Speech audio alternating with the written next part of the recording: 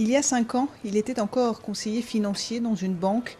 Dimitri est grec, il se rappelle avec regret cette période où l'argent coulait à flot. Les gens demandaient des cartes de crédit, des prêts. Ils voulaient acheter des maisons en empruntant auprès de la banque. Environ 80 à 90% des demandes de prêts étaient acceptées par les banques.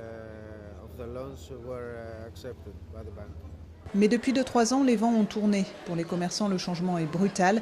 Dans le magasin de cette jeune fleuriste, le chiffre d'affaires a baissé de 30% en moyenne chaque mois. Les personnes qui achètent des fleurs pour leur maison ne sont plus très nombreux. Ils en achètent plutôt pour faire un cadeau parce que c'est plus économique comparé à d'autres genres de présents.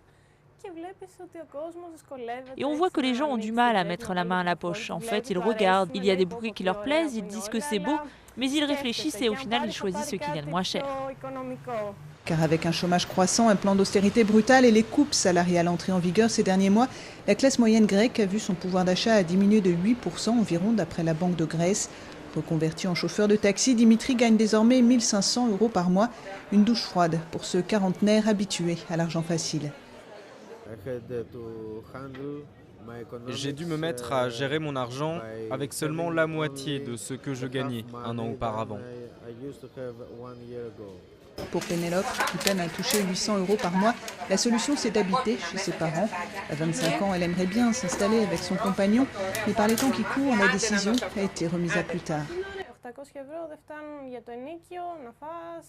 800 €, ça ne suffit pas pour tout payer, le loyer, la nourriture, l'électricité, le chauffage, les charges. Et si tu veux en plus t'acheter quelque chose pour t'habiller, un pantalon par exemple, ou même une voiture ou autre.